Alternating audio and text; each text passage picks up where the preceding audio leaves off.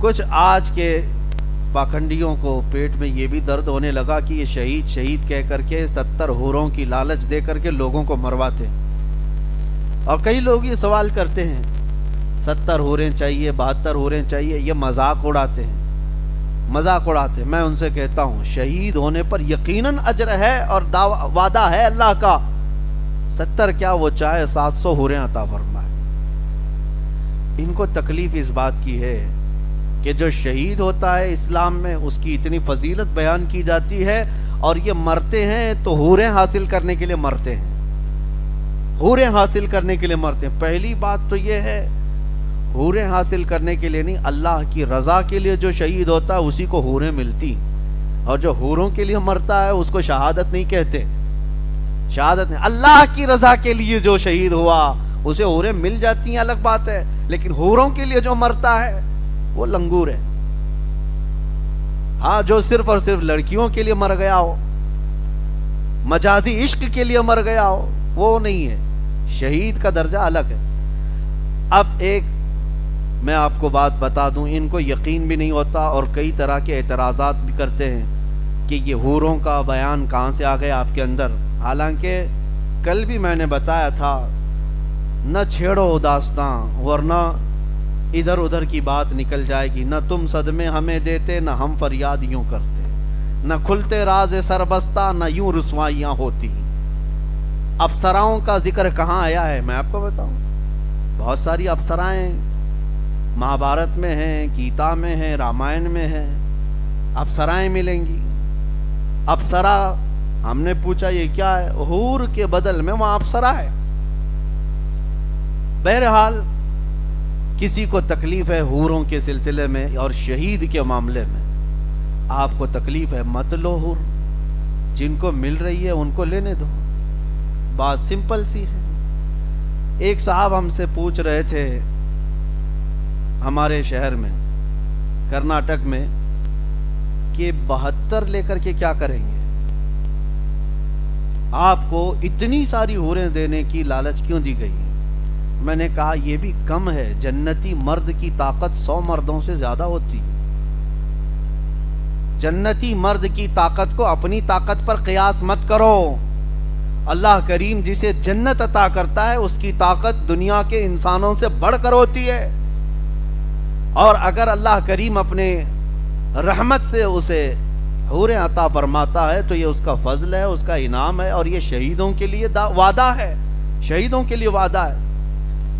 میرے عزیزو، اس طرح کی بہت ساری باتیں آج پھیلائی جا رہی ہیں اور اس کا مذاق اڑایا جا رہا ہے، شہادت کا مذاق اڑایا جاتا ہے، جنت میں جانے کے بعد حوریں ملنے کا مذاق اڑایا جاتا ہے، جبکہ یہ ہمارے دین کے حصوں میں سے ہے۔ یہی بات اگر کوئی دوسرے دھرم کے متعلق کہے تو وہ آتنکوادی ہے، وہ بھڑکاؤ ہے، ہاں وہ پرووک کرتا ہے۔ باقی ہمارے دین پر جتنے اعتراضات کرتے رہے وہ بھی ٹی وی میں بیٹھ کر کے ڈیبیٹ کرتے ہوئے علل اعلان بنیاد اسلام، شاعر اسلام پر حملے ہوتے رہتے ہیں۔ بہرحال کسی کے آتنکوادی کہنے یا ٹیررسٹ کہنے یا کسی کے سچا کہنے کی ہمیں سرٹیفکیٹ کی ضرورت نہیں، ہمارا ضمیر پاک ہے، ہم اللہ کے لیے جیتے ہیں اور اللہ کے لیے مریں گے انشاءاللہ۔ قرآن پاک کی ایک آیت اور میں آپ کو بتاؤں، ان الصفا والمروۃ من شعائر اللہ، اللہ فرماتا ہے بے شک صفا اور مروہ اللہ کی نشانیوں میں سے، 2 پہاڑیاں ہیں یہ مکہ میں، اور اللہ فرما رہا ہے یہ اللہ کی نشانیاں ہیں۔ وجہ کیا ہے؟ پہاڑی نشانی کیوں بن گئی؟ اچھا نشانی ہے تو کیا ہوا؟ نشانی کیا ہے؟ قرآن میں دوسری جگہ اللہ فرماتا ہے وَمَن يُعَظِّمْ شَعَائِرَ اللَّهِ فَإِنَّهَا مِن تَقْوَى الْقُلُوبِ، جو اللہ کی نشانیوں کی تعظیم کرتا ہے اللہ اسے دل کا تقوی عطا کرتا ہے، اور بڑا اجر ہے اس کے لیے جو نشانیوں کی تعظیم کرتا ہے۔ نشانیاں توجہ چاہتا ہوں میں، پہاڑی ہے، پتھر کی ہیں، نشانی بن گئی، کیوں؟ اس لیے کہ اللہ کے نبی کی ماں سیدہ ہاجرہ یہ 2 پہاڑیوں کے بیچ میں دوڑ لگائی تھی، کس کے لیے؟ اپنے بیٹے اسماعیل علیہ السلام کی پیاس بجھانے کے لیے۔ واقعہ معلوم ہے، ان کے بیٹے اسماعیل علیہ السلام 6 ماہ کے تھے، چھوٹے تھے، خانہ کعبہ کے قریب صحن میں ان کو لٹایا اور پیاس کی شدت تھی، تو پانی تلاش کرنے کے لیے ماں ہاجرہ کبھی صفا پہاڑی پر جاتی اور کبھی وہاں سے دوڑتی ہوئی مروہ پہ جاتی، تقریباً دونوں کے بیچ میں آدھا کلومیٹر کا فاصلہ ہوگا، اور پھر وہاں اوپر چڑھ کر کے دیکھتی کہیں پانی دکھ رہا ہے، پھر وہاں نہیں دکھتا تو ادھر آتی، ادھر نہیں دکھتا تو ادھر جاتی۔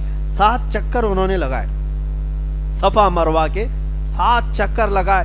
جب وہ مروہ پر پہنچی 7ویں مرتبہ تھک گئی تھی، وہاں سے اپنے بیٹے کو دیکھنے لگی تو ان کی ایڑیوں کے نیچے سے پانی نکل رہا تھا، جس کو زمزم کہا گیا، آج پوری دنیا پیتی۔ وہ بھی حضرت ہاجرہ کی زبان سے نکلے ہوئے الفاظ تھے۔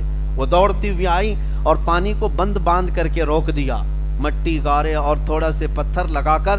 ان کی زبان عبرانی تھی، ہیبرو زبان، اس میں زم کا مطلب ہے ٹھہر جا ٹھہر جا۔ پانی اتنی تیزی سے بہ رہا تھا کہ پورا فلو اس کا پورے مکہ میں بہ جاتا، بلکہ میرے آقا فرماتے ہیں اگر ہاجرہ سیدہ ہاجرہ نہ کہتی زم تو یہ پانی پوری دنیا میں پھیل جاتا، اور آج بھی پھیلا ہوا ہے، کروڑوں لیٹر پانی وہاں سے نکلتا ہے، اور ہر حاجی پیتا بھی ہے، لے کر کے جاتا بھی ہے، لیکن اس کنویں میں آج تک کمی کبھی نہیں ہوئی۔ کنواں ہی ہے، سمندر نہیں، کنواں ہے، اور اس میں لیبارٹری میں آج چیک کروا کر کے نتیجے بھی حاصل کیے گئے ہیں کہ فلی غذا جو مرد کے لیے، ایک انسان کے لیے چاہیے، وہ سارے وٹامن صرف پانی زمزم میں موجود ہے۔ غذائیت بھی ہے، غذا کس کو کہتے ہیں؟ جس سے پیٹ بھر جائے، مزید کسی چیز کی ضرورت نہ پیش آئے، وہ ساری غذائیت سے بھرپور وٹامنز اس کے اندر موجود ہیں زمزم کے اندر۔ بہرحال بات الگ نہ جائے، سیدہ ہاجرہ کے دوڑ لگانے سے یہ دونوں پہاڑیاں کیا بن گئیں؟ نشانیاں، اللہ کی نشانیاں۔ اور حکم کیا؟ اللہ کی نشانیوں کی تعظیم کرنا چاہیے۔ اب سوچو میرے عزیزو، اللہ کے نبی نہیں دوڑ لگائے، اللہ کے نبی کی ماں، عورت تو نبی نہیں ہے، عورت نبی نہیں ولی ہو سکتی ہے، وہ ایک نبی کی بیوی تھی اور ایک نبی کی ماں تھی، اتنی بات تو ہے۔ سیدہ ہاجرہ حضرت ابراہیم علیہ السلام کی بیوی ہے، حضرت اسماعیل علیہ السلام کی ماں ہے، لیکن وہ نبی ہیں کیا؟